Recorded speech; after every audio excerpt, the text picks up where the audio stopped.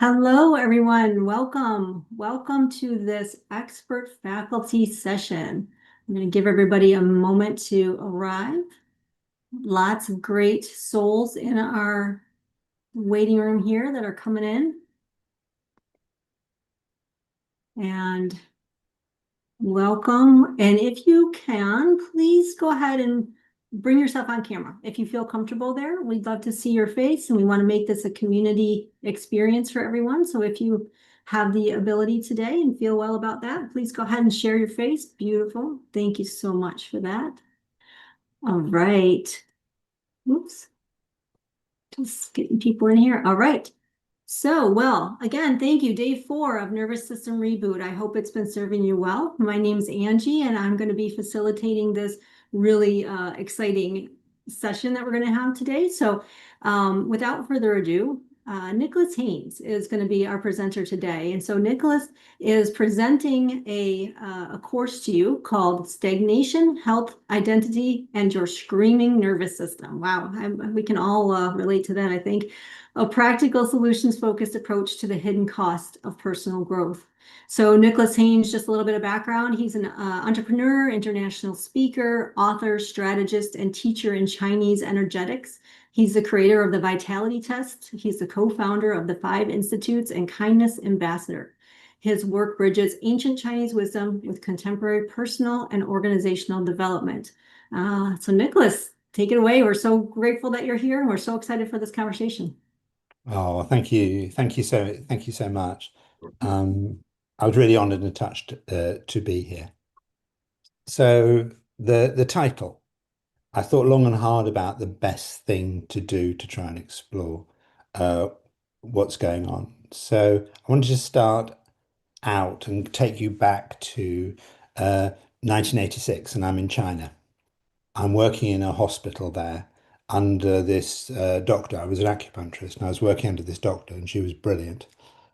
And she said something to me that kind of changed my view and changed my practice. And what she said was that people don't die or become ill because they run out of energy. That isn't why they become ill. That they die and become ill because of stagnation and stuckness. Um, and that's what's going on. And if you think about it, as you know, our heart stagnates or gets stuck, and we have clots and we have lumps and we have bumps and we have accumulations and we have waste builds up and things get stuck.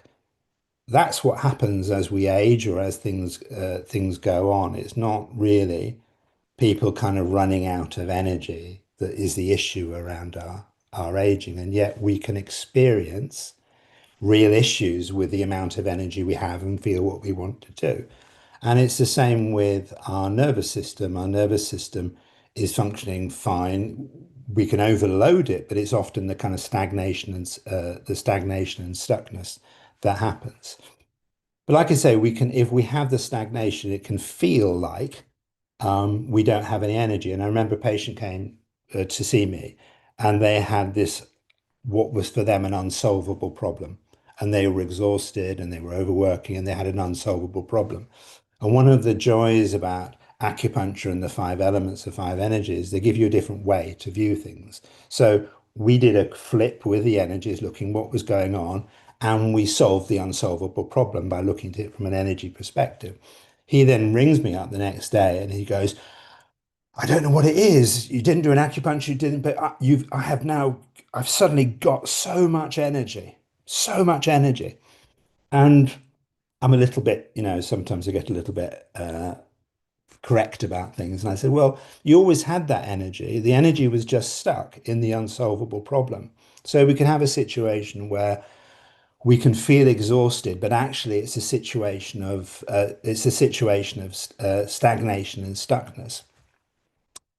And if you have exhaustion as a result of stagnation and stuckness, and that is impacting your health, it's very hard to rest your way out of it. You can't rest your way out of stagnation.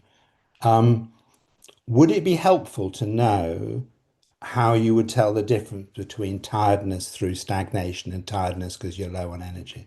Would that be useful to? put just yes in the comments. Okay. This isn't absolute, but the general rule. Like I say, you can't rest your way out of stagnation, and yet stagnation has the biggest impact on our health, and it makes us feel tired.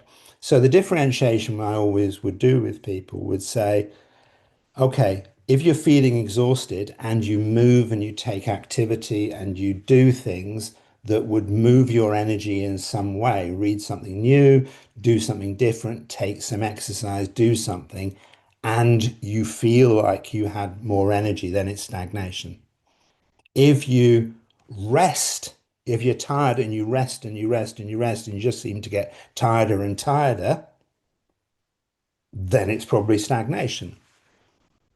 So it's if you are active and you get more energy, it's stagnation. If you're active and you get less energy, it's a lack of energy. Or if you rest and you just get tireder and tireder. You know, there's mornings you go, I'm just going to rest a bit more. I'm just going to rest a bit more.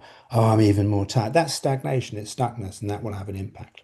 Okay, let's flip back to our nervous system, our health, our longevity. So we're under this hypothesis, this idea that we age and we have difficulties in our health is impacted by stagnation and stuckness rather than just running out of energy. Then that same thing would then apply to our nervous system and how that gets to have problems. And if you think about the language we use, we often say, you know, I'm feeling really wound up. I'm feeling very knotted. I'm feeling very pent up. I'm feeling really stressed. I'm tense. I'm stuck. When the nervous system gets really stagnant, we talk about being frozen. We know we're freezing, we're paralyzed, we can't do things. So the language we're using to express the distress of our nervous system and the impact on our health are often stagnation, stuckness sorts of words. Um, and it's the same with when we look at how could we how could we help ourselves when we're not feeling right? Either we're under stress or we're pent up or we've got this historic stuff of running on stress and adrenaline. What will we do to try and help that? Um, well, we'll say things that you've got to kind of let go. We'll do breathing. We'll have massage. We'll release things. We'll do visualization. We'll try and get more flow. We'll do have massage. We'll do qigong. We'll do yoga. We'll do all sorts of things. But inherently, in essence, what they are is we're trying to create some movement because it is the stagnation is the issue for ourselves, our body, and our experience. And even getting if you look at, I had a very early childhood trauma, um, and I got stuck in a loop of thinking I was still a 5-year-old. So that is a form of, in a way, it is a kind of form of stagnation. So if stagnation and stuckness is the impact on our nervous system and our health, and it leads to all sorts of problems on a soul level or an emotional level. If we become stagnant and stuck, we talk about being depressed, or on a deeper soul level, we say, why am I here? What's the point of my existence? So the language we use, the expression. So if stagnation and stuckness is the issues that we experience, um, wouldn't it be the best thing to do would be to prevent the stagnation arriving in the first place rather than trying to deal with it once it's arrived? And I practiced for nearly 35, 40 years as an acupuncturist. I had a 2-year waiting list to work with me. I conducted over 50,000 one-on-one consultations. And I gave it all up in order to try and, because you say, oh, you're in preventative medicine, I was moving stagnation and stuckness, and trying to deal with the obstructions that viruses cause. Someone mentioned about chronic fatigue and post-virus. That's an obstruction with the viruses and the different things they block things out. And I gave up that practice in a way because I wanted to try and go further upstream and say, Okay, I am in my practice dealing with stagnation. I did a lot of end of life care when one could do nothing about it. My idea was to create that movement and that flow into that next life, that next existence. So I kind of gave up my practice to try and say, how could we try and change the structural and the social things that lead to the stagnation in the first place around our relationships, the way work is structured, the way that society is orientated, try and say, let's try and deal with those structural things. So, of course, it would be better to try and prevent the stagnation arriving in the first place. However, um, I know through my experience that by the time we come to a place where we could get some help, we already have the stuckness there in our cellular body, in our spirit, in our behavior, in our thinking, in our identity, etc. It's already there. So I think we have to have a two-pronged approach. And if you look at the the utter brilliance of the people that are on this summit and the brilliance of the whole heart mind philosophy and what they're doing, and you look at the meditation, there is an utter brilliance in the way that this is all being addressed. And I want to try and add a little bit to that. Um, because this is big stuff that we're doing. If we can't deal with the stagnation that has accumulated and release that, then we can't get to do the stuff we need to do in the world at the moment. So I'm acknowledging that there is more brilliance than I ever have around moving the stagnation. So I'm going to say, okay, well, let's try and look at how we would prevent that perhaps arriving in the first place. So there are many reasons, that we get stuck with things. We have that stagnation starts to appear. It might be our relationships, the expectation in our relationships. It might be stuff around money. We get stuck. It might be some perception around time that we haven't shifted on. It might be some assumptions we're making. I remember I worked with this particular chap who he was just getting more and more wound up and stressed and adrenaline and just so really struggling at work to the extent that his behavior was starting to alter at home, and it was impacting his relationships, impacting his health. He was just really and when we came down to what was going on at the heart of it, it was down to an assumption. And he, and you might be able to relate to this. He had um, a boss. His boss was an idiot. You can fluff it, you can call it all sorts of things, but basically they were an idiot, and they shouldn't have been in that position, and yet they were. And he was finding it really difficult. But when we drilled down to what it was his assumption was that his boss should be okay and not an idiot. He should know more things than he did. He should be able to make better decisions. He should be having his boxed based view of what a boss was that his boss should be more knowledgeable, more experienced, more thing. And therefore, he was constantly annoyed with the assumption that bosses are meant to be like this. But his boss wasn't like that. His boss was a bit of a twit. So when we reprogrammed and reassessed his assessment and say, well, if your assessment is wrong and you recognize you don't need to, you're not going to be surprised and disappointed and stuck the whole time because every time it happens that he is an idiot, you think, oh yeah, I know that already. Whereas what was happening is he was surprised every time because of his expectation, and we can have those expectations around ourselves. So um, we've got lots of different ways that we could go to try and find the stagnation, the stuckness.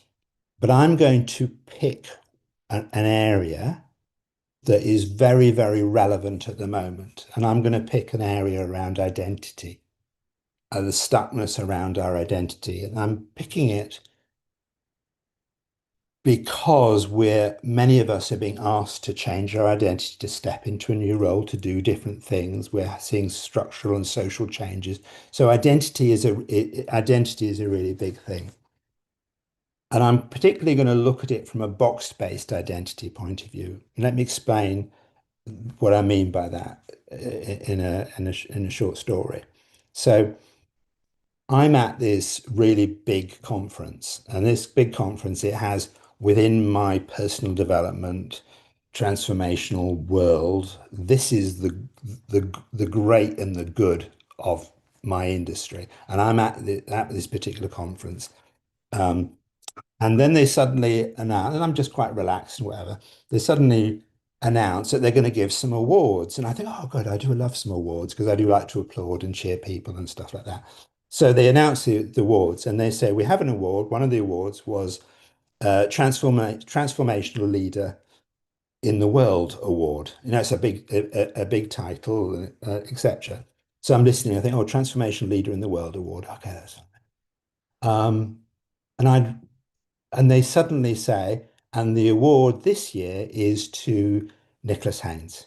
And there's a big round of applause, and the people are holding up this thing, and I'm walking up to stage and I'm doing all this business. And inside, it is the most horrific, sickening, dis embarrassing, disgusting, horrible feeling. And I'm going, oh, thank you so much. Oh, I'm so touched. I've never been so thank you. But inside, it's deep, deep distress and disgust that I am this ward. You say, oh, is that about your worthiness? Well, okay. Another scenario. So I'm disgusted by the getting this way. It's deeply distressing to me. Um, then a couple of years later, I live in a small village outside Nottingham. Small village outside Nottingham. And we have a village fair. And there's a competition. And it's big in the village. This is the marmalade competition. Who can make the best marmalade and jam? You know, this is in the village, this is a big, big deal. Um, in this very small village we live. So my father had died, and he used to make marmalade, and I thought I'm going to do a bit of marmalade making. I'm going to try and channel my father, try and connect with him. So I entered 2 jars of marmalade in this competition, big competition, important one. Um, and they announced the winner. I've had one called Good Morning Marmalade and one called Good Afternoon. So they announced the winner of the Radcliffe-on-Trent 2023 Marmalade Award goes to, pause, Nicholas Haynes. And I'm going, oh my God. So I'm all excited, and they pin on a rosette and they said, and the number 2 prize, and this is really unusual, goes to Nicholas Haynes for his second marmalade. So I have these 2 rosettes, and big proud man. A whole show, I'm walking around. They said, oh, I hear you won the marmalade. Oh, yeah, yeah, I won the marmalade. I'm walking around the village for the next month with these rosettes on, blah, blah, blah. Absolutely champion. It's just brilliant. Okay, so what is going on there? So I get an international award from the great and the good for transformational leader with a plaque and stuff, and I feel horrifically terrible. And I get the local village show marmalade award, and I'm the happiest bunny in the world. And what it's to do with the stress that comes from our box-based identity that was causing an internal stagnation in it. And and I explain what that is. And when I recognized that, I realized why I had been for nearly 10 years deeply distressed within my work. The better I got, the more distressed I became. So there's an exercise that we an exercise that we do as part of the Exploring Boxes movement, part of Five Institute. We do it in the Money Box game. We do it all sorts of places. And it's a very simple exercise that, like if I was to say, um, do a word association. If I was to say banana, you might say split. If you say split, someone else might say up, and you might say down. It's a word association. So what you do is you do a very simple thing, is you say, okay, when I think of the word transformational leader, I do a thing without filtering. What's the first three words that come to my mind when I think about transformational leader? Okay. And I do apologize for this language. I came up with arsehole, big head, and know-it-all. So that is my unconscious, box-based view of transformational leaders. Now, is that true? No, of course it's not true. There are some amazing people doing some wonderful things, but I have in my box-based head those that view somehow has formed that they're assholes, big heads, and know-it-alls. Are there some like that? Of course there are. But I have it boxed in my head. And and I won't say which country they worked for, but we did some stuff at Capitol Hill in the US on boxes. We did some stuff in the UK, lots of different countries. One of them was a lady who was a advisor on gender for the whole of this government of this particular country. We did this exercise with her, and he said, "Oh, what's the first three words that come to your mind when you think of a man?" She came up with beard, strong, and powerful. And he said, "Do you believe that?" She said, "No, I don't. That is not my view of men. I think there's an equality issue, there's blah, blah, blah." And women, when we did the question with women, was something like soft, caring, and nurturing. None of it is true, but yet it's an internal belief. So I had transformational leader, arsehole, big head, know it all. And that's what I was getting an award for. And that's what I was being successful for in my career. And that is part of the distress. When I had the marmalade, I did the same thing with marmalade. I came up with caring, nurturing, and loving. So my two rosettes were for caring, nurturing, and loving. I'm good with that. Walk around all day. And my transformation leader was big head, no tall, and arsehole. Unconscious. None of this is conscious, none of this is logic, but that was the experience. So if we have something that we are going to be moving into that has a box-based association for us, and there is something in there that is uncomfortable that we don't know, then it will create internal stress for us. So I had a lady who was on one of our courses, deeply distressed. She was overworking. She was due to retire. Didn't feel she could retire, and was her immune system, her autonomic, her nervous system was just screaming, and she was getting ill and whatever.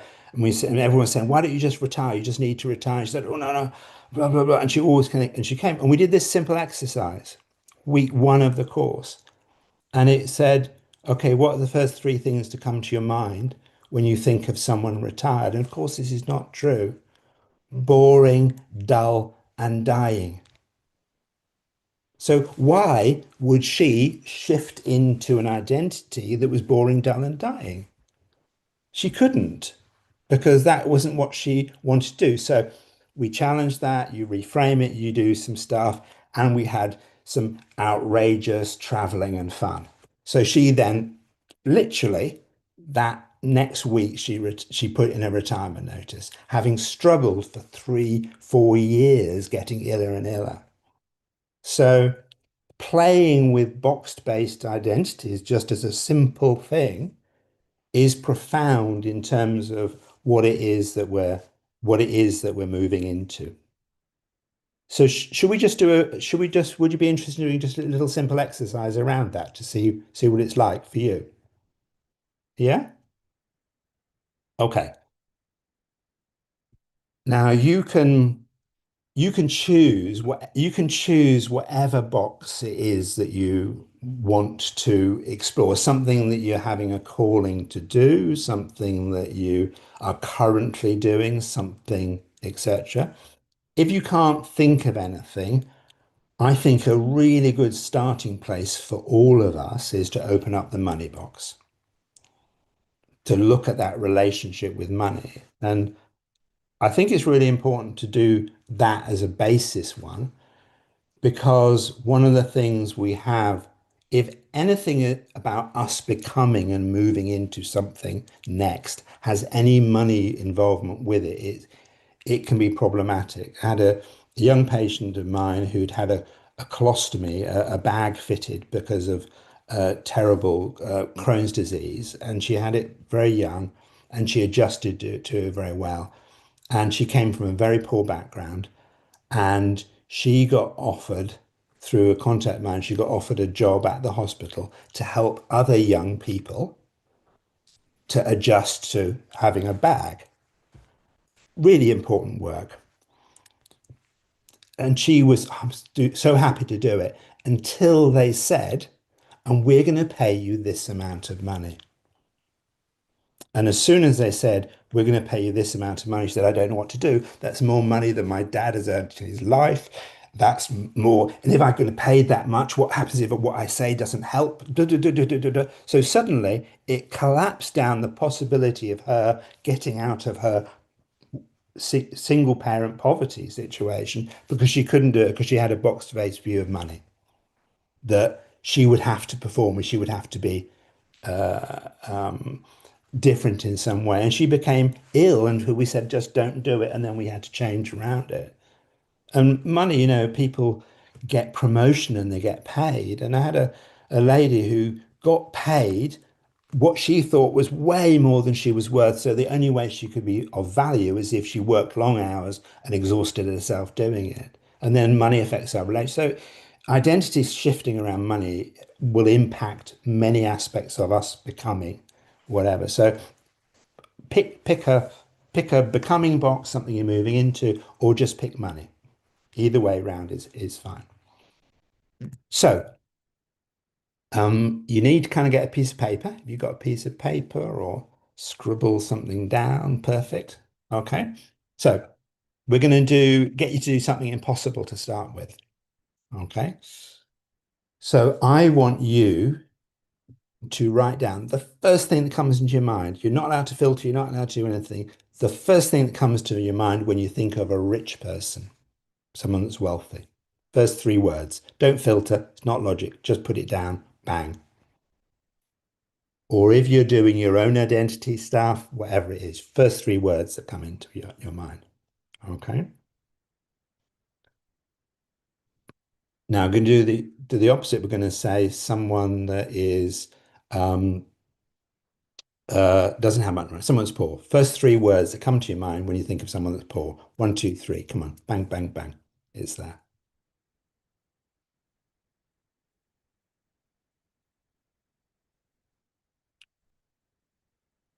Or again, like I say, you can do some identity thing that you're struggling with. It could be your job, it could be your position, it could be anything you want. I'm just suggesting we do it with money just because we can have a similar conversation. Okay. Now, before we get into discussion about the words that came up, I want to just read out a series of questions for you. And the reason I want to read out a series of questions, and I'll put them up on screen so you can see them as well. And I want you to read out these questions and I want you to ask these questions. Okay.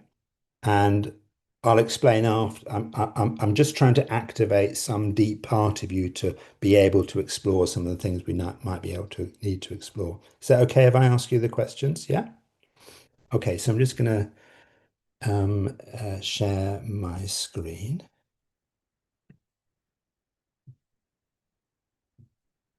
Boom, boom. Let me just do this.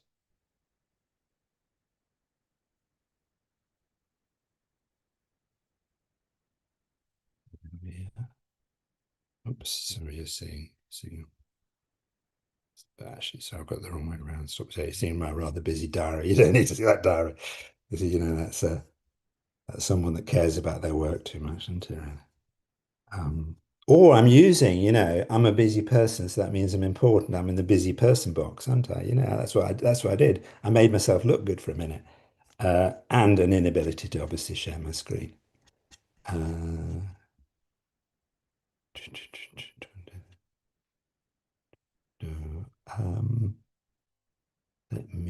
here we go. This is the one.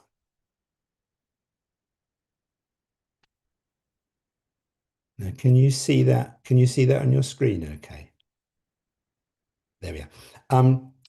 If you listen to this recording or hear whatever, and you would like to have these questions, just email me, nick@5institute.com, and we'll get them for you. So these are some questions that your unconscious has to answer, and it's designed just to stimulate a few things about some bigger things around becoming and the next day, just to open things up. So these are what I call conscious questions. And I just want you to, so the first one is, if I was to listen to the quiet whisper of longing, what would it say? If I was to run out of time, what would be left undone? What have I promised myself that I would do?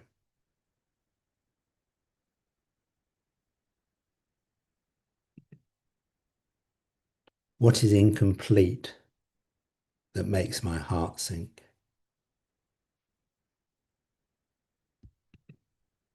What have I previously been afraid to do?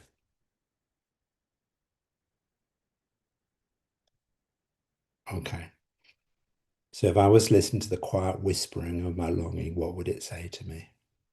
If I was to run out of time, what would be left undone? What have I promised myself that I'd do? What is incomplete that makes my heart sink? And what have I previously been afraid to do? Okay, I'm not going to. Okay. I'll explain a little bit why we did those questions. So, first of all, before we go, and I'd love to know what words came up from money or identity or whatever. So what words came up, and you can feel free to put your hand up, or if you don't want to share the words and you say, actually, I'd like to just go, and I'd love to know what words came up.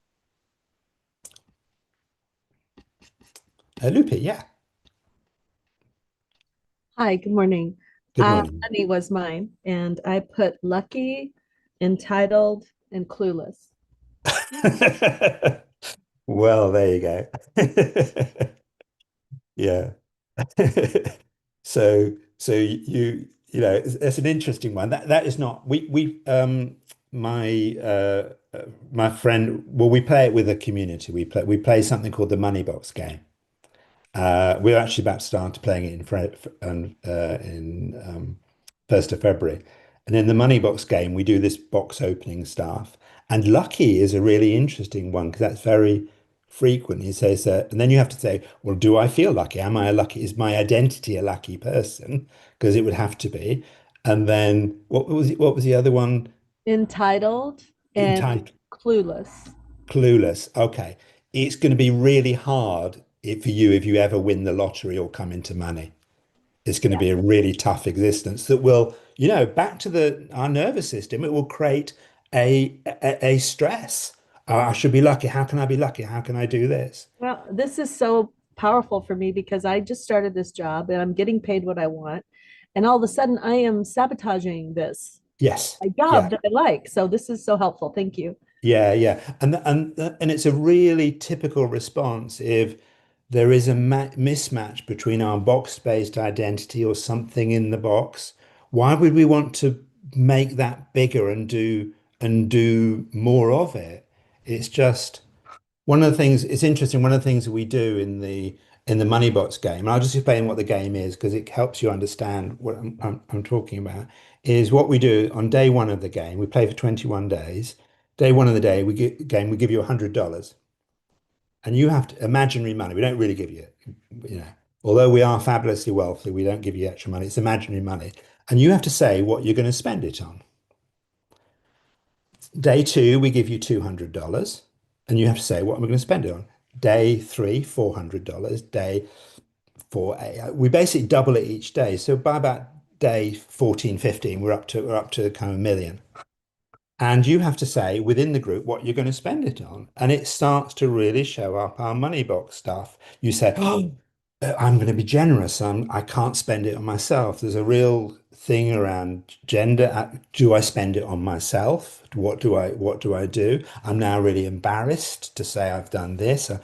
And people try and say, I'm just going to give all my money away. And other people say, what would it feel like if I actually bought myself a really nice house or a really nice car? Would I be embarrassed about it? And it's a really interesting game that you can play along with this word association to show up patterns of overworking, of sacrifice, of whatever. And it's a identity thing that is really stresses our nervous system. We have people that play the game suddenly start sleeping, their eczema goes, all sorts of things because of this identity patterns around this is just money. That's just one box to open up, but you can open up all sorts. So thank you for that. Thank you for that. Anyone else got anything that came up? Ranji, you'll be getting stuff in the chat area. We've got a few people in the chat, so let's take a look. So Rebecca says for Rich, she's got lonely, materialistic, and poor. And then for poor, she's got resilient, resourceful, and kind. Yeah, yeah, Yeah. Bridget says for Rich, abundance, entitled, and ease. And for yeah, poor, helpless, indignant, and struggling. yeah. Yeah, so Mark says rich, not smart, lucky, or jealous, and Mm, poor, inconsistent, lazy, and unmotivated. yeah. Some themes happening here. So there's something really, really, really, really important around this is what's coming up with our boxed based stuff is not what we believe in our soul or our heart. It's not who we are as individuals. Say actually I'm an abundant person. I think there's plenty to go around, and yet I come up with this thing. What this is just social and cultural conditioning. It's ancestral stuff. You look at every single film, it has a rich person is doing this and is unhappy and miserable. They meet a poor person. The poor person teaches them something more important in life, stuff like, and it does that. Or you have lazy poor people, you have rich entitled people, it's just stereotypical box-based views around things. And we have it around gender, we have it around busy people, we have it around we're just full of these things, and the whole exploring boxes movement and what we then do is, it opens this up for us to kind of get out of what would become a stress-based identity of being trapped. What's trapped other than stagnant and stuck? And it's interesting if I was fostered around when I was 5 years old, I was fostered around different families. Every 2, 3 months, I was moved to a different family. So what's the box in that around that of, oh, not wanted, moved around, blah, blah, blah. There's all sorts of conclusions we can come, and all of those sit in our nervous system unless we open them up, clear the box out, and stop more stagnation coming up. Yeah. Any other things? Sorry, Angie. Yeah, just more of the same sorts of, we do have a couple questions. I don't know if you want to take a couple questions Yeah, right let's go. now. Let's go for questions. Let's. Yeah, okay. So Sherry and Anna both have a similar question around chronic fatigue syndrome. Yep. They said that the question basically is it related to stagnation of energy or is it related to the nervous system or how would you explain that to them? Yeah. So the answer to that question is yes, yes, and yes. But I'll elaborate. So often this is you have to be really careful here because you can have chronic fatigue syndrome that is a catch-all label for very complex sets of pictures and patterns. So you can have someone with chronic fatigue and actually it's a hormonal imbalance that's gone on that just hasn't been picked up. Or you can have it with a virus stuck in the system. There is always some level of stagnation involved around it. But there's usually a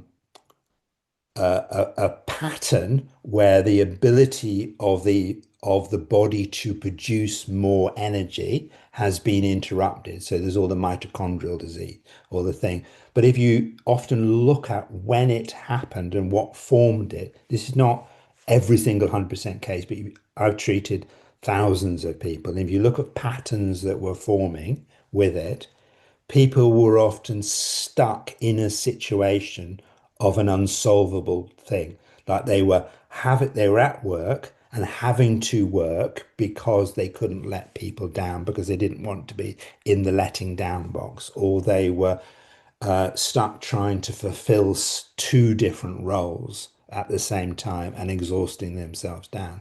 You saw some of the first early fatigue was called royal free disease, very common amongst nurses, and they were being at that time overworked because there was nobody to look after the patients, so they had to work. My wife's a nurse. She was in at work at 6 o'clock, and I said, "Do not stay past 4 or 5 o'clock." She didn't get back till 7 o'clock. And she said, "I couldn't leave. There were patients in the corridors." So she would have to go against an identity of being a nurse, and nurses are caring. And people would say, "Oh, look at the nurse. They left at 5 o'clock. They're not very caring for a nurse, are they?" No, they were there since 4 or 5 o'clock in the morning. So we get trapped in an identity that allows us to overwork, and the overwork then says to our immune system, there is a danger here. Let's start stopping dealing with anything at all. So it has a very immune system based, but if you look back, there are often patterns of identity and stuckness or overwork, whatever. And sometimes you were just unlucky, you got a virus and it lodged in your system. But why did it lodge in your system? Because it was a place for it to stay. So there is a stagnation quality to it. Again, you can't rest your way out of it. And then if you try and move your way out of it, so it has to be that often that gradual movement of it, but it's the box-based shifting you can do around it. That's where I always got the big results. All right, we have another question from Linda. She says, I've been living with a chronic progressive illness, cystic fibrosis. I wake every morning with an incredible amount of anxiety upon opening my eyes. How can I figure out why with a particular question? I've had ongoing trauma, but is there something to help with the nervous system? Yeah. So what we've got here is we've got an intersection between a number of different points. So with cystic fibrosis, yeah. Yeah. So obviously cystic fibrosis is a genetic disease. It isn't something that's acquired, etc. It is a stagnant disease pattern. If you think thickened mucus, struggling with the pancreas, etc., etc. So we're seeing a stagnation, but it's a genetically driven stagnation and stuckness with a transference of the salt pathway process. If you then think, okay, well, um, the pattern that we've got going on here will cause lots of accumulations of mucus. You've got all the digestive issues, pancreatic enzymes, etc. And one of the big correlations, and I treat a lot of cystic fibrosis, and the anxiety issue is really, it's very often people have been given lots and lots of antibiotics. their gut biome is really struggling. And as we know, the condition of our gut biome to our brain, mental and emotional health is very significant. So one of the ways around that you can do it is you can use because you can't change the genetics of it, although some of the new medicines are very good. One of the ways around it is to use a series of questions for that. And I would be really happy um, to kind of go through those. There's some quite, you've got to figure out the right question. Um, you can use some very, very simple ones. And the reason I like questions is because our unconscious body, soul has to answer the question. It can't flip it round. It just answers the question. So if I ask the question, God, why am I so stupid? What's wrong with me? Then my unconscious mind would tell me why I'm so stupid and what's wrong with me. Or if I was to ask the question, why can I handle this? Then it would tell me why I can handle it. So sometimes using conscious questions to settle down the interpretation of the irritation of the gut or the imbalanced thing it is really helpful. So you might use some questions like, why will I handle this? Or what's the best way for me to move this? Or if I was to take a deep breath and move through this, how would this feel? You're just looking to release that stagnation, that knotted upness. Or the other one I like is to normalize it. Used to just get people to say, "Oh, I'm feeling churned up. That's my gut," as opposed to giving it different sorts of meaning. Or why is it important to remember, going into the unconscious, why is it important to remember that I'm going to feel churned up from time to time because I've got a churned up gut and it will settle and I will get through. Or you might say, why is it important to remember if I can handle cystic fibrosis, I can handle anything. You just create that normalization, that going with it. But it's a tricky one because it has a genetic driven thing, and in order to help people, you have to do some quite strong medicines to deal with it. So I don't know whether that's helpful at all in any way, but that's my best take on that so far. Thank you for that. So yeah, we've got quite a few questions and actually Laura really summed it up really well. She says, we sounds like we have a lot of folks here with chronic fatigue and related illnesses. If we Yeah, have time, could we go through some questions that we could use for these illnesses? yeah, yeah. So um, I have to be really careful with the way that um, the kind of phrasings. I don't want this to be uh, misunderstood. Um, one of the one of the issues I had a very bad accident. I fell off a roof and I damaged my spine and I couldn't walk for ages and I had a lot of spinal stuff. And I went to a group of with other people who also had spinal injuries and I loved them. You know, they they knew what it was like to live with chronic pain. We talked about the meds, we talked about the sorts of things I had to have given up. I gave up my practice for a year and I loved that group.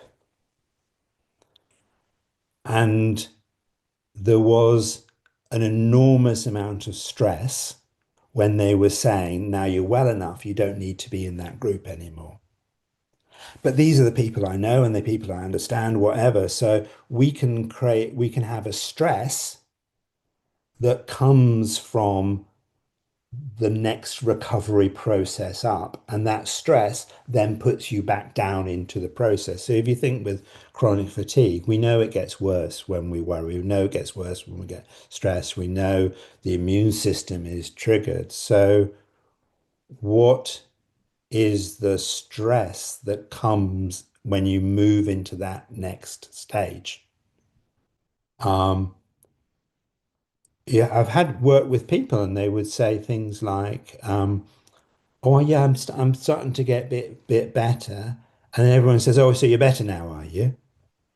So therefore you need to do these sorts of things and do these sorts of things. You need to do that. And the state system in the UK is horrific. If soon as you show any sign of being better with something like that, you will lose your disability income. Thank you. You'll be pushed out to work. You will have to do all these sorts of things. So it creates stress. It creates an internal conflict. Who am I? Am I someone with ME, someone without post-viral fatigue? Do I get to do this? Oh, suddenly I'm going to have to go back into the work and the job that actually made me ill in the first place, and I have no choice because all I am is an accountant. I don't know how to do anything else. So we get trapped in a whole series of identities and groups and all sorts of things. So and it's not as though we want to have it because it's horrific and horrible, but there are stresses when we start to move out of it, both in people's assumptions, our assumptions, and we often bump back into that first box that we have. Okay, so you have to look at what were the box-based assumptions and stresses I had before I became ill. Are they going to come back again? Or you might be living with guilt, or you might be whatever, or it might be, this is a long-term stress from uh, stagnation, stuckness from some early trauma, and it just caught up with you because you couldn't deal with it anymore, or you had another stress that came on top of it. So I think you have to really go back to some of the stresses that originally started. What were the box-based assumptions? What will the identity shift be if you were to get a bit better? What would the first identity shift be? What would the second identity shift be? And then you've still got to do, repair. We know it's related to the gut. We know it's related to medication. We know it's related, but it is a stagnation-based thing. So you have to find ways to move the stagnation that are sitting above it, whether that's early trauma or whether it's activity that you acquired trying to play the part of being perfect or doing a good job or earning your money or not wanting to let someone down, or you know what I mean. I've and the thousands of people I've treated, I've never met anyone that wasn't a lovely person trying to do a really good thing, you know. Whether it's teachers, this, parents, what, they're getting a pickle. Yeah. So look at the patterns before leading up to and try and tackle those, as well as supporting yourself way through. Because otherwise, if you get better and the patterns are still there, the assumptions, the games, then you'll flip back down again, unfortunately. And then you have to deal with, you lose hope and disappointment. You can only go up and down so many times before you lose hope. And hope is really important for our releasing. Hope moves us forward. It releases stagnation. Yeah. Yeah, that really dovetails nicely into our next question. Deanna says, I have felt stuck for most of my life. Codependency is something I have been in recovery for. Feels like I live small, even though I feel like there's greatness inside of me. What can we do to live in a box that is more in alignment with what I want for myself? Yeah. Yeah. Great, great, great question. Um, I'm going to go very slightly sideways on this because we have at the moment a different sort of problem going on for us as people, as human. So one of the things you might have noticed, the world is changing fairly rapidly. There's lots of big ups and ahs and stuff that's kind of that's kind of going on. And what we're being asked to do is do some evolutionary jump, some shift and some change. And there are so what was the lady's name, the person's name? Deanna. Deanna. And I would suspect, Deanna, you fall into this category, this group. There are people that have been traveling this time with a past that has been difficult, has been challenging, has been giving them experiences that has given them something that other people haven't had, whether that's some knowledge, whether it's some resilience, whether it's something or else. And energetically, this is exactly the same as the 1960s. You look at Chinese astrology, big astrology, this is the same as the 1966. In 1966, there was choices being made about, do we want a world of peace and love, or do we want war and hate? Do we want to have a revolution in the way that we do things? So there was a massive shift around there. The difference between this and the 1960s is this is the 1960s on steroids, because we're having a shift in our spirituality, our geopolitics, and our economic consumerism is all trying to shift into a different energy. So, and the last time that happened was 2000 years ago. So it is a massive shift that we happen to be in. The 1960s was very much, oh, this is the time of the young, the young being revolution, being movements and stuff like that. There was some older bit, but it was a time of the young. This cycle round, and I talk about this at some of the work that we do in a program called The Art and Energy of Becoming.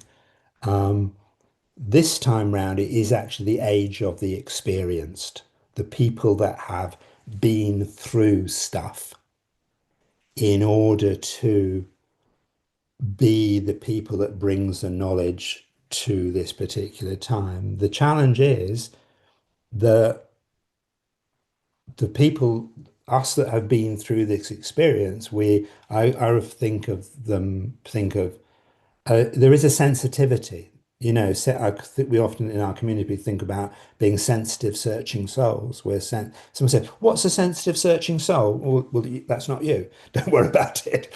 Anyone that is a sensitive, searching soul knows they are a sensitive, searching soul. And so that has been their journey and their experience of getting over codependency, getting over thing. My thing was I had to at some point work out the difference between giving and sacrifice.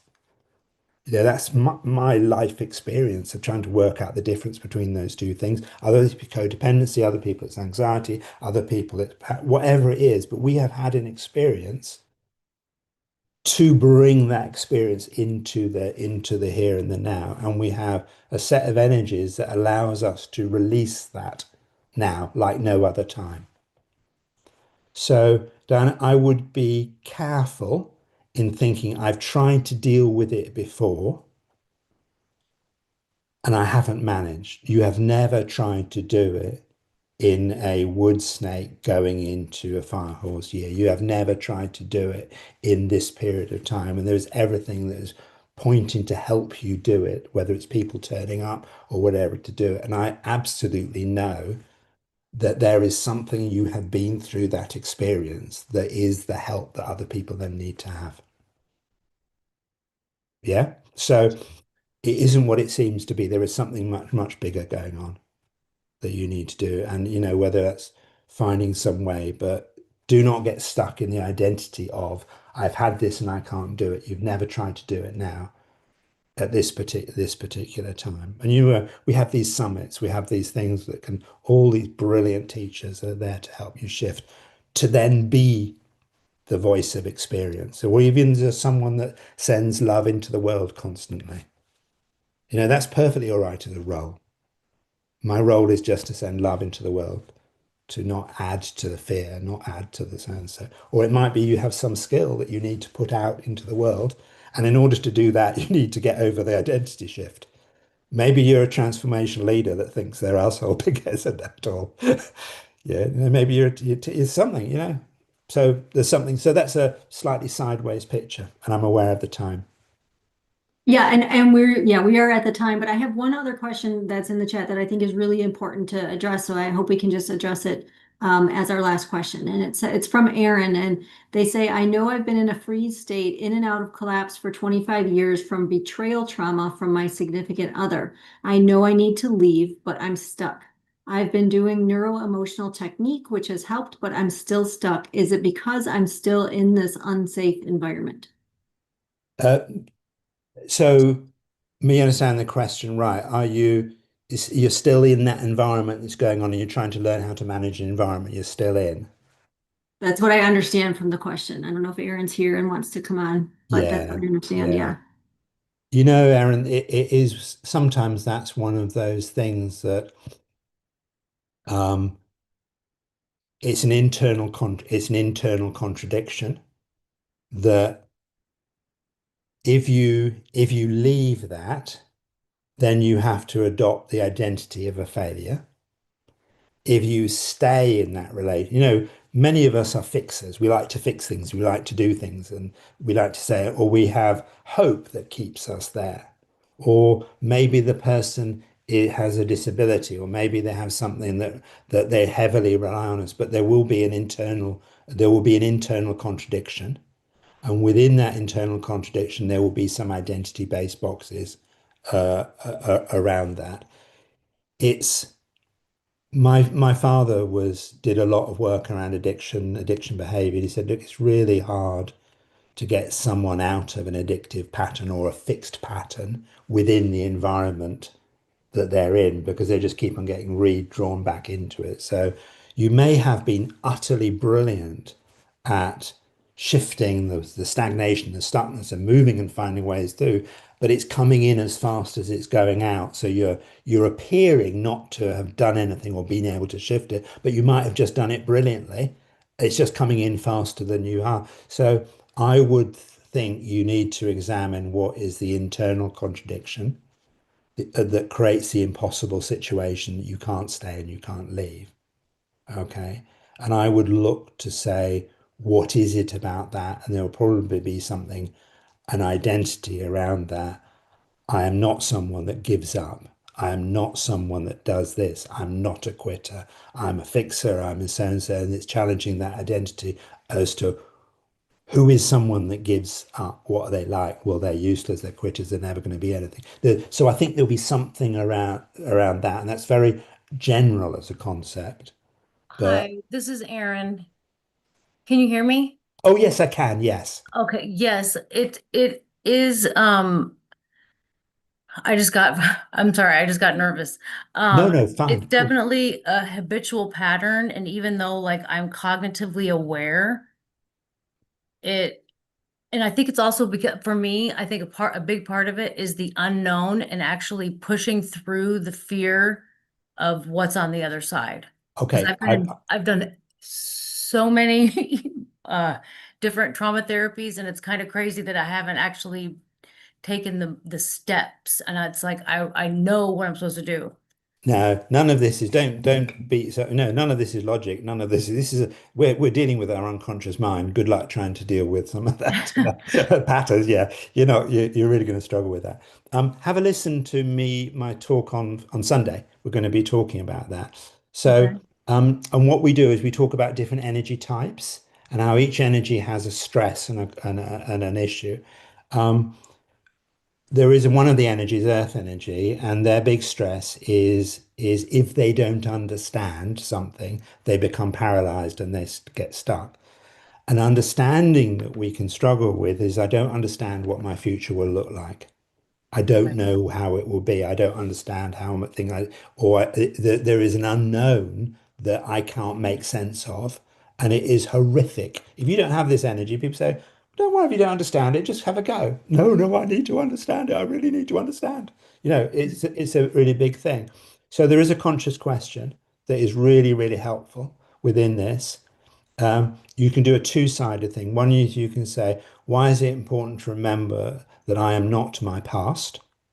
Just to try and break any pattern. Why is it important to remember I am not my past? I can change and move forward. And the other one why is it okay not to understand everything at this stage? So Okay. why is it okay not to understand everything at this stage? It's a very clever question because it's an assumptive statement. So it says, why is it okay not to understand everything at this stage? It has an assumption at some point you will understand it, but at this point you don't, and that is okay. Okay. And you can just keep running with that question. Why is it okay not to understand everything at this stage? Or why can I handle this? Why will I be okay? Or you might say, what aspect of my past has made me strong enough to deal with this? Okay. or normalizing. Why is it normal to feel worried as I step into something new? And why will I be okay? You tie the two things together. Would people like a list of like 100 or so conscious questions for all sorts of scenarios and situations? Would that be good? Yeah. Yes. Okay. You got my email. Just email me and I'll get those. I'll get those to you. I'll get those to you. Very inefficient, but I'll answer the emails. We'll do it that way round, and give you other bits and pieces if you want.